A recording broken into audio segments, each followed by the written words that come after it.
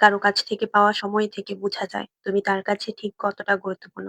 Hello, আসসালামু আলাইকুম everyone. সবাই কেমন আছেন? আলহামদুলিল্লাহ আমরা অনেক ভালো আছি।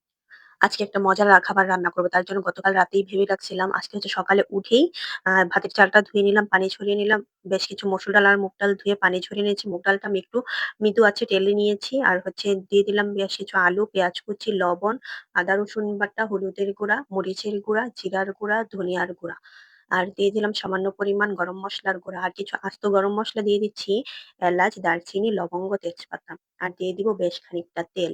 দিয়ে হচ্ছে এখন আমি এগুলাকে খুব ভালোভাবে হাত দিয়ে মাখিয়ে নিব। হাত দিয়ে মাখায় নিলে খুব ভালো লাগে।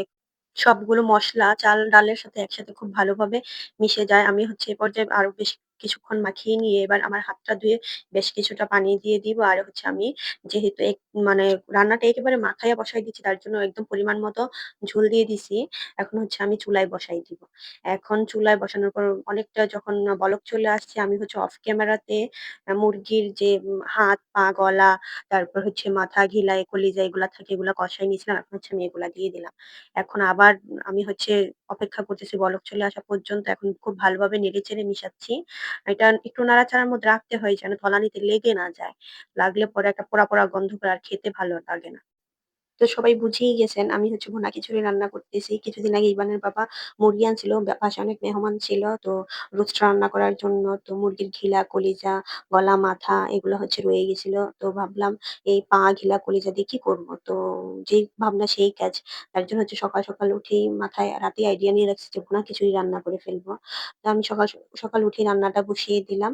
এ পর্যায়ে হচ্ছে আমার খিচুড়ির পানিটা অনেকটা শুষে গেছে। যার কারণে আমি হচ্ছে আবার ঢাকনাটা তুলে নেড়েচেড়ে মিশিয়ে নিচ্ছিলাম। যখন পানিটা শুষে আসে তখন হচ্ছে একটু বেশি নাড়তে হয় নয়তো হচ্ছে তলানিতে লেগে যাওয়ার সম্ভাবনা অনেক বেশি থাকে। আর তলানিতে লাগলে তখন আর খেতে ভালো লাগে না। এই পর্যায়ে আমি বেশ কিছু আস্ত কাঁচামরিচ দিয়ে আবার ঢাকনা দিয়ে ঢেকে দিলাম। মনে হলো ঝালটা একটু কম হয়েছে তার জন্য একটু কাঁচামরিচ দিয়ে দিলাম। এবার ঢাকনা উঠিয়ে আমি আবার কিছুক্ষণ নেড়েচেড়ে মিশিয়ে নিচ্ছি। এ পর্যায়ে আমি চুলার আঁচটা বন্ধ করে দিয়েছি যেহেতু ইলেকট্রিক চুলা। চুলার আঁচ বন্ধ করে দেওয়ার পরেও অনেকক্ষণ আঁচ থেকে যায়। আর আমি সবসময় চুলার আঁচটা বন্ধ করে দিয়েই ধনেপাতা দেই। কারণ ইলেকট্রিক চুলার কারণে যেহেতু আঁচটা থাকে তখন ধনেপাতাটা এমনিতেই সিদ্ধ হয়ে যায়। আর ধনেপাতা অল্প আঁচেই সিদ্ধ হয়ে যায়। এটার জন্য আর তাপ দেওয়ার কোনো প্রয়োজন হয় না।